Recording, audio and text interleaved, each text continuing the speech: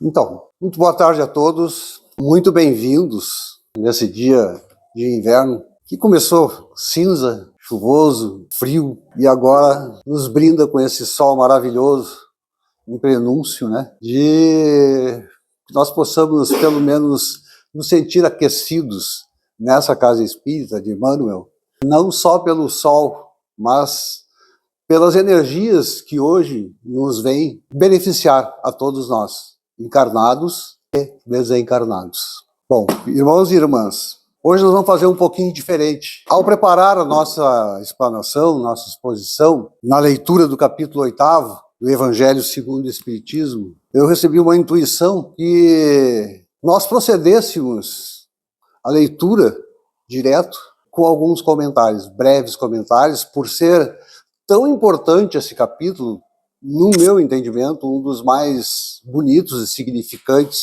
de ter a pureza no coração, ter a pureza no coração. Nós conhecemos alguém que seja completamente puro de coração nessa encarnação, nesse mundo de provas e expiações? Isso me remete ao pensamento do nosso saudoso Chico Xavier, Francisco Cândido Xavier. Naquela época, nos anos de 1920, 1930, o Chico nasceu em 1910, era comum o menino, quando chegasse a uma certa idade, o seu pai o levasse para fazer a sua iniciação na vida sexual, vamos chamar assim. E aí levou o Chico numa casa que hoje nós chamamos de uma casa de meretrício, onde os pais, os filhos, os maridos, né, todos iam naquela lá para se comprazer da famosa vida fácil. Pois bem, levou o Chico, o pai dele lá todo orgulhoso, né, meu filho e tal, apresentou, e começou a conversar com a dona do lugar ali, da casa. E para seu espanto, daqui a pouco ele ouviu um vozerio em reza, rezando o Pai Nosso e tal. Ele, o que está vendo? Pois não é que o Chico levou todas aquelas mulheres que estavam ali, da vida fácil, numa sala e começou a doutriná-las.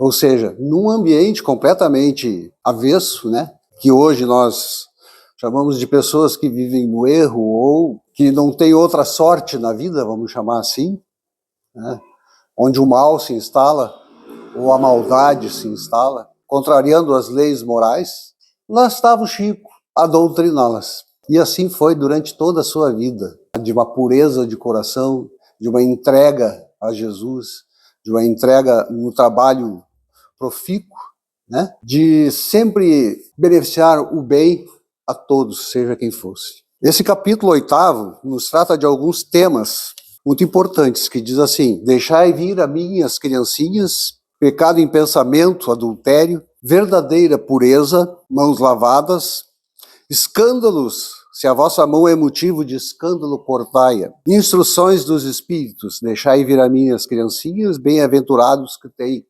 os olhos fechados. Nós sabemos que todas essas parábolas de Cristo, né, foram escritas há mais de 2000 anos. Nós temos que entender que naquela época de Jesus, os conceitos eram completamente diferentes dos que nós temos hoje. Não havia tanta liberdade assim, era mais rigoroso, porque eles viviam na Judéia, né, os judeus, e tinha uma fleuma muito forte no segmento das escrituras, de Isaías, Abraão, Jacó, eram todos assim, os que praticavam a religião, vamos chamar assim. Então, tudo aqui que vai ser lido tem uma explicação, que é uma metáfora que usa certas palavras. Não é bem aquilo que está escrito. Nós não podemos seguir ao pé da letra, na letra fria do que consta aqui. Porque todas as parábolas de Jesus, ele contava para aqueles que tinham olhos que vissem e ouvidos que ouvissem. Mas olhos e ouvidos não são esses da matéria, são os da espiritualidade, do espírito, né? Aquele que abre o seu coração. Deixai vir a mim as criancinhas. Bem-aventurados que têm puro coração, porque verão a Deus. Isso está em Mateus, no capítulo 5, versículo 8. Apresentaram-lhe, então, algumas crianças, a fim de que ele as tocasse. E como seus discípulos afastassem com palavras ásperas os que as apresentassem, Jesus, vendo isso, zangou-se. Ele lhes disse: deixai que venham a mim as criancinhas e não as impeçais, porque o reino dos céus é para os que se assemelham a elas. Digo-vos em verdade que aquele que não receber o reino de Deus como uma criança, nele não entrará. E depois de as abraçar, abençoou-as, impondo-lhes as mãos. Está em Marcos, no capítulo 10, versículo 13 a 16. Vejam bem, ele disse: não deixai entrar no céu as criancinhas, mas aqueles que a elas se assemelham. Nós sabemos que a criança, quando nasce, é um espírito que já tem alguma existencialidade, né? Já vem de outras vidas e tal, etc. Mas na infância, quando ele chega para a infância, ele esquece todo o seu pretérito, né? E tem ali uma pureza do esquecimento, até o ponto que ele dá o estalo e assume a sua própria, vamos chamar assim, o seu próprio caráter, né? E a missão dos pais nada mais é uma missão nobre, muito nobre, de cuidar de um espírito, né? E educá-lo para o bem, como todos fazem, né? Como todos os pais, pai e mãe, né, fazem por amor ao filho. A pureza do coração é inseparável da simplicidade e da humildade, exclui toda a ideia de egoísmo e de orgulho. É por isso que Jesus toma a infância como emblema dessa pureza, do mesmo modo que a tomou como da humanidade, da humildade. Essa comparação poderia parecer injusta, considerando-se que o espírito da criança pode ser muito antigo e traz, ao renascer para a vida corpórea, as imperfeições de que não se tenha despojado em suas precedentes existências, aquilo que nós comentamos, né? Só um espírito chegado à perfeição nos poderia oferecer o tipo da verdadeira pureza, mas a comparação é exata do ponto de vista da vida presente, porque a criancinha, não havendo ainda podido manifestar nenhuma tendência perversa, nos apresenta a imagem da inocência e da candura. Além disso, Jesus não disse de modo absoluto que o reino dos céus é para elas, mas para que as elas se assemelhem. Considerando que o espírito da criança já viveu, por que não se mostra desde o nascimento tal qual é? Por que nós viemos e esquecemos? Por que não nos demonstramos já quem somos na verdade, né? O espírito. Tudo é sábio nas obras de Deus.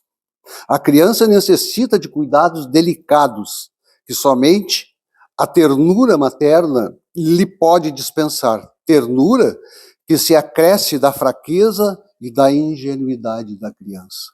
Para uma mãe, seu filho é sempre um anjo, e assim deveria ser, para cativar a sua solicitude.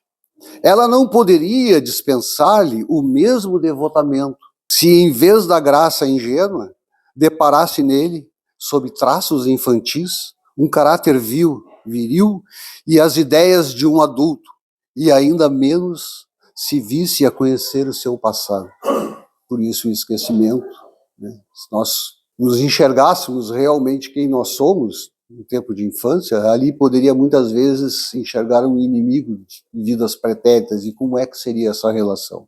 Não seria de amor, né? Seria de ódio novamente. Não haveria progresso. É necessário, aliás, que a atividade do princípio inteligente seja proporcional à fraqueza do corpo, que não poderia resistir a uma atividade muito grande do espírito. É por isso que o espírito, ao se aproximar da reencarnação, entra em estado de perturbação e perde um pouco a sua consciência de si mesmo, ficando por certo tempo numa espécie de sono, durante o qual todas as suas faculdades permanecem em estado latente. É necessário esse estado de transição para que o espírito tenha um novo ponto de partida e possa entravar. Seu passado, no entanto, reage sobre ele, renasce melhor, mais forte, moral e intelectualmente, sustentado e secundado pela intuição que conserva da consciência adquirida. O espírito, pois, enverga temporariamente a túnica da inocência, e assim Jesus está com a verdade, quando, a despeito da anterioridade da alma, toma a criança por símbolo de pureza e de simplicidade. Então toda essa evolução que nós temos, quando renascemos, as vidas são esquecidas, né? Brevemente, enquanto nós estamos aqui encarnados na matéria, porque é necessário para que uma palavra só ou um conceito esteja acima de todos os nossos erros passados e pretéritos, né? Que se chama amor de mãe, é o amor incondicional. Amor de pai, muitas vezes sim, outras vezes, infelizmente, não. Mas o amor de mãe, aquela que gere dentro do seu ventre um ser humano, esse é incondicional. Por isso que é importante o esquecimento, para que essa força de amor moldure e faça com que o espírito evolua.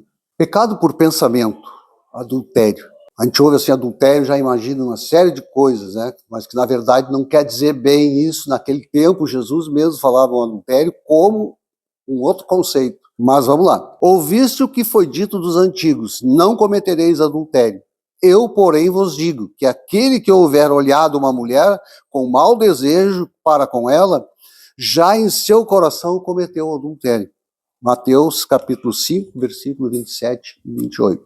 A palavra adultério não deve ser aqui entendida no sentido exclusivo da acepção que lhe é própria, mas num sentido mais geral. Muitas vezes Jesus a empregou por extensão para designar o mal, o pecado, todo e qualquer pensamento mal, como por exemplo nessa passagem. Porque se alguém se envergonhar de mim e das minhas palavras dentro dessa raça adúltera e pecadora, o Filho do Homem também se envergonhará dele, quando vier acompanhado dos santos anjos na glória do Pai. Marcos capítulo 8, versículo 38.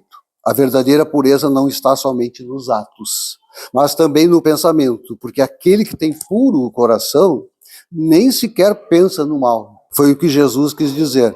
Ele condena o pecado, mesmo em pensamento, porque é sinal de impureza. Este princípio nos leva naturalmente à seguinte questão: sofrem-se as consequências de um pensamento mau, embora não tenha produzido qualquer efeito?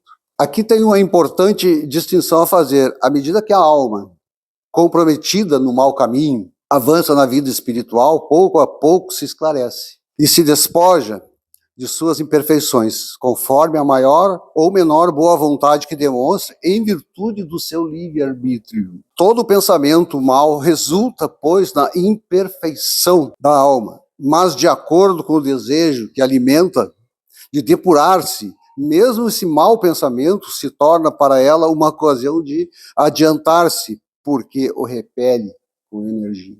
Ou seja, nós temos um pensamento e queremos vamos dizer assim, evoluir, se tornarmos um espírito melhor ou melhorado. E se o nosso pensamento brota, e a gente sabe que brotam os pensamentos, muitas vezes a gente se surpreende, não sabe de onde que vem, né? Ué, me surpreendo, por que eu estou pensando nisso agora? Da onde que vem esse pensamento?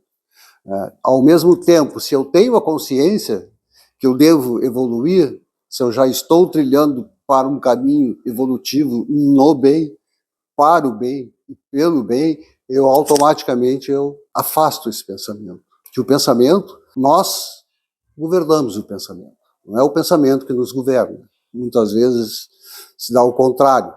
Somos influenciados pelos nossos irmãos, né, que vivem ainda em sofrimento e querem que nos desestabilizar também. Mas se nós estivermos firmes, nós afastamos, repelimos esse pensamento. Então é necessário que a gente esteja vigilante para nós conseguirmos distinguir o que é nosso pensamento do que não é. Aquele que, ao contrário, não tomou boas resoluções, procura ocasião de praticar o mau ato. E se não o fizer, não é por efeito da sua vontade, mas por falta de oportunidade. É, pois, tão culpada quanto seria se o cometesse. Em resumo, naquele que nem concebe a ideia do mal, já há progresso realizado. Naquele em que surge essa ideia, mas a repele, há progresso em vias de realizar-se. Naquele, finalmente, que pensa no mal e nele se compraz, o mal ainda existe em toda a sua plenitude. Num, o trabalho está feito. No outro, está por fazer-se. Deus, que é justo, Leva em conta todas essas graduações de responsabilidade nos atos e nos pensamentos do homem. Ou seja, o pensamento, né, gente? O pensamento. É ele que nos purifica e nos leva adiante. É eles que nos torna melhores ou continuemos na nossa caminhada, né, nas trevas. Nós que fazemos essa opção pelo livre-arbítrio. Muitos entregam-se ao mal simplesmente porque não querem esforçar-se, né, para se tornar uma pessoa melhor ou um espírito melhor, infelizmente. A verdadeira pureza, mãos lavadas. Isso aqui é muito interessante, esse capítulo. Então os escribas e os fariseus não tinham vindo de Jerusalém e aproximaram-se de Jesus e lhe disseram: por que violam os seus discípulos a tradição dos antigos, já que não lavam as mãos enquanto fazem suas refeições? Jesus lhe respondeu: por que violais vós outros o mandamento de Deus para seguir a vossa tradição? Porque Deus pôs este mandamento: honrai o vosso pai e vossa mãe. E esse outro: seja punido de morte aquele que disser a seu pai ou a sua mãe palavras ultrajantes. E vós outros, no entanto, dizeis: aquele que haja dito a seu pai ou a sua mãe, toda oferenda que faço a Deus vos é proveitosa, satisfaz a lei, ainda que depois não honre nem assista a seu pai ou a sua mãe. Tornam-se assim inútil o mandamento de Deus pela vossa tradição. Hipócritas, bem profetizou de vós Isaías, quando disse: esse povo me honra com os lábios, mas seu coração está longe de mim. E não é em vão que me honram ensinando máximas e ordenações humanas. Então, os judeus, desprezando os verdadeiros mandamentos de Deus, se apregaram à prática de regulamentos estabelecidos pelos homens e da rígida observância desses regulamentos.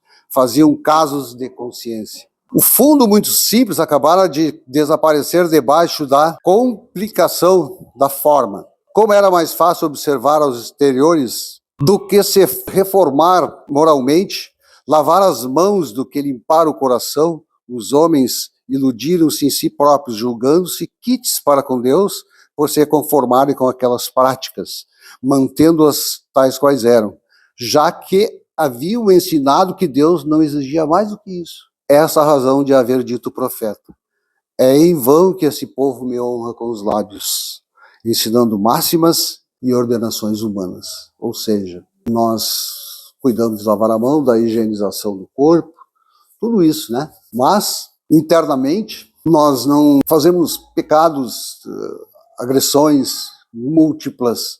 Então, tudo aquilo que entra é o que eles valorizavam, só a parte do exterior.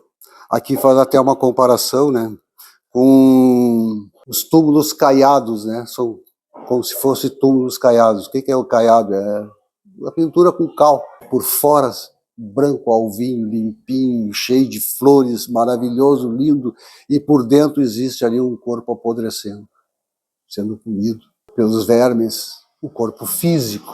A alma não está mais ali. Outra comparação que faz também é que todo o mal não é o que entra pela boca, e sim o que sai pela nossa boca, porque ela é fruto do nosso coração, dos nossos sentimentos. Muitas vezes diz assim: eu disse isso, mas não queria dizer isso. Não, queria sim. Principalmente quando as pessoas ficam alcoolizadas, né? E tem até um ditado em latim que diz in vino veritas, né? Ou seja, com o vinho a verdade não, é com o álcool a verdade não. É a verdade porque tu expressas realmente aquilo que tu pensa lá no teu mais profundo, né? Quando tu tá entorpecido pelo álcool, brota isso. As verdades, né? Que na verdade é realmente aquilo que tu pensa. Numa briga, numa discussão, começam a dizer ofensas e tal. Ali está a tua essência incontrolada, a tua essência. Por isso que Jesus disse: o mal não é o que entra pela boca, mas é o que sai pela boca, que é o que fere a pessoa, né? Fere. Não é a ferida da carne, da matéria, mas é a ferida do sentimento de cada um de nós, nos sentirmos ofendidos, né? Escândalos. Se vossa mão é motivo de escândalos, cortai-a. Olha que forte isso. Não se leva ao pé da letra, isso aqui tem uma significação. Se alguém se escandalizar a um desses pequenos que creem em mim, fica melhor que eles atassem ao pescoço uma dessas mós, é aquela pedra de moinho, né, que os burros puxavam, depois os escravos puxavam a moer o milho, moer o trigo, tal, etc. Que num asno faz girar, e o lancem ao fundo do mar. Olha só, ai do mundo por causa dos escândalos, pois é necessário que venham escândalos, mas ai do homem por quem o escândalo vem. É necessário que tenha o escândalo, mas ai do homem por quem o escândalo vem. Que é o escândalo, né? É aquela ofensa que tu faz, né? Que as pessoas depois ficam feridas, e é essa dor que tu sente de ferimento, processo de culpa, é que vai te fazer refletir sobre algumas coisas, né? E aí é um remédio amargo que tem que tomar. Todo cuidado em não desprezar um desses pequenos. Declaro-vos que anjos do céu veem incensamente a face do meu Pai que está nos céus, porque o Filho do Homem veio salvar o que estava perdido. Então a gente sabe que Jesus nasceu para os fracos, os oprimidos, né? Os transviados, né, da lei moral, veio para trazer. Aliás, aqueles que estão já trilhando o bom caminho, não precisam de religião, não precisam, é só a prática do bem, já é um sinônimo de evolução. Aqueles que têm o coração mais aberto. Na maior parte das vezes, as pessoas vêm buscar conforto nas religiões, né, praticada pelos homens, e também na casa espírita, como um conforto, né, e esclarecimento para que a gente fique, nos sinta melhor, espiritualmente melhor. E se nós estamos bem espiritualmente, logicamente o nosso corpo físico também vai apresentar melhoras. No sentido vulgar, escândalo se diz de toda a ação que de modo ostensivo choca a moral e a decência. O escândalo não está na ação em si mesma, mas na repercussão que possa ter. A palavra escândalos implica sempre a ideia de um certo arruído. Muitas pessoas se contentam em evitar o escândalo, porque seu orgulho sofreria com ele. E as considerações de que desfrutam ficariam diminuídas entre os homens. Então eu evito o escândalo porque o meu orgulho, a minha vaidade vai ficar ferido. E o que eles vão falar de mim, meu Deus do céu? Desde que as suas torpezas fiquem ignoradas, é que lhes basta para que sua consciência permaneça em paz. São segundo as palavras de Jesus, sepulcros brancos por fora, mas cheios de podridão por dentro, vossos limpos do exterior e sujos no interior. Aqui na Instruções dos Espíritos, eles fazem um comentário sobre cada um desses, assim, eu vou ler rapidamente, assim, algumas coisinhas, tá? Para não... É um assunto que eu ficaria a tarde inteira falando, que esse capítulo é sensacional. Deixai vir as minhas criancinhas, consideração dos espíritos, então, tá? Esse quem fez foi um espírito protetor em Bordeaux, em 1861, e essa primeira parte é do João Evangelista, em Paris, em 1863, são 260 anos, não, 160 anos, ou 260, e agora? 260, não, 200 anos, há 200 anos, tá, gente? Esse era o que estava lá, e que nós estamos hoje seguindo as mesmas regras, né, que servem até hoje. Por isso é que toda a obra do Allan Kardec, narrada pelos espíritos, ela não é só uma obra temporal, ela é atemporal. Contém conceitos que a gente tem que ler, interpretar, ler novamente, pensar sobre isso, que diz assim: deixai vir as minhas criancinhas. Disse o Cristo: deixai vir as minhas criancinhas. Profundas em sua simplicidade, essas palavras não continham um simples chamamento dirigido às crianças, mas também aos das almas que gravitam nas regiões inferiores, em que o infortúnio desconhece a esperança. Jesus chamava a si a infância intelectual da criatura formada, os fracos, os escravizados, os viciosos. Ele nada podia ensinar à infância física presa à matéria, submetida ao jugo do instinto, ainda não incluída na categoria superior da razão e da vontade, de que exercem em torno dela e por ela. E termina assim: meus bens amados, são chegados tempos em que, explicados os erros e transformados em verdade, ensinar-vos-emos o sentido exato das parábolas e vos mostraremos a forte correlação que existe entre o que foi e o que é. Digo-vos em verdade, a manifestação espírita se expande no horizonte e aqui está o seu enviado, que vai resplandecer como o sol no cume dos montes. Isso João Evangelista em 1863, narrando para o Allan Kardec. Bem-aventurados os que têm os olhos fechados. Meus bons amigos, para que me chamastes? Terá sido para que eu imponha as mãos sobre a pobre sofredora que está aqui e as cure? Que sofrimento! Bom Deus! Ela perdeu a vista e as trevas a envolveram. Pobre filha! Que ore e espere, não sei fazer milagres sem que o bom Deus o queira. Ou seja, Jesus sempre dizia, né? Não sou eu que faço, quem faz é o meu Pai. Eu só vim por Ele. Então Deus é o que, na verdade, não faz milagres, né? Milagre seria alguma coisa que não existisse. Se não existisse, Deus não tinha criado. Como Deus é perfeito, Deus já tinha criado. Só que a gente vive num outro mundo, né?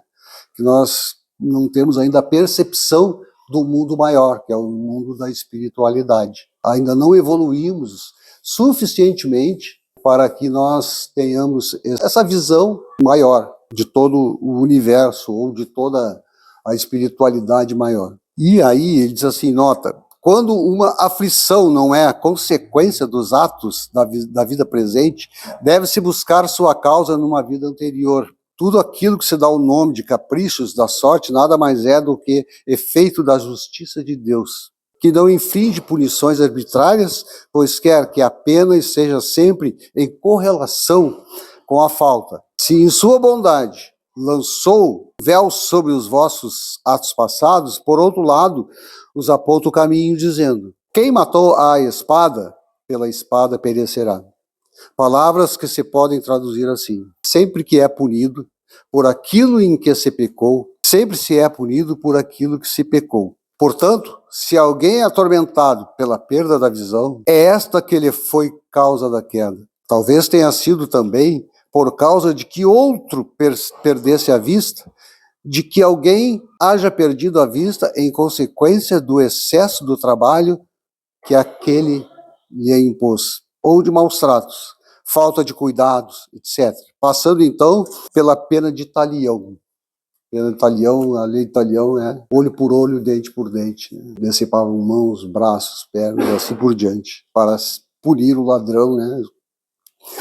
É possível que ele próprio, ao arrepender-se, seja escolhido nessa expiação, explicando assim essas palavras de Jesus. Se o teu olho, por motivo de escândalo, arranca-o. Na verdade, não é sobre isso que fala exatamente, né, de tirar um olho, não. Fala sobre aquilo que nós trazemos ainda de imperfeições, que devemos ainda, reforçando, né, devemos estar muito atentos pelas nossos atos, enfim, que nós transgredimos as leis morais, né, de Jesus e de Deus, para que a gente possa tirar essas coisas de dentro de nós. Isso me lembra, essa parte da perda da visão, entrar no reino dos céus e vir sem olhos, né, para que o espírito possa perceber outras coisas, me lembra o apóstolo Paulo. Enquanto Saulo, ele era dos judeus que tinham um vasto conhecimento, né, sobre a religião judaica, mosaica, né, e ele estava muito próximo de se tornar rabino. Muito próximo. E ele perseguia muitos cristãos. Muito. E aí ele sai em perseguição aos cristãos e vai até Damasco a cavalo. Né? Chegando na porta de Damasco, no portão de Damasco, acontece um clarão na sua frente, o cavalo empina e ele cai. E Jesus pergunta, né? Ele ouve a voz: Saulo, por que me persegues? E aí o Saulo fica cego, completamente cego. Aí ele entra na porta de Damasco, é acolhido. E nessa cegueira da visão e nessa voz que ele ouça retumbar sobre a sua alma, ele se converte. Ele se torna Paulo, né? Paulo. e se converte. Hoje a Igreja Católica Apostólica Romana o trata como São Paulo, mas ele é elevado a discípulo Paulo, né? Ele é um discípulo de Jesus, mais um discípulo, não eram só aqueles 11, né, que acompanhavam ele. Então ficam essas lições para nós refletirmos, né, sobre a pureza do nosso coração, como estão os nossos sentimentos, né, em relação a tudo e a todos, ao nosso planeta, ao nosso meio ambiente, a fauna, a flora, o nosso relacionamento com outros seres humanos que são irmãos também de caminhada, né, em busca da perfeição, serve para nós refletirmos. E por fim, eu deixo um pensamento que eu li há algum tempo e eu sempre trago isso comigo, né? Antes de nós preenchermos o nosso coração de amor, tratemos de purificá-lo. Até mesmo o mais puro mel, se for acondicionado num pote contaminado, acaba por estragar, por azedar.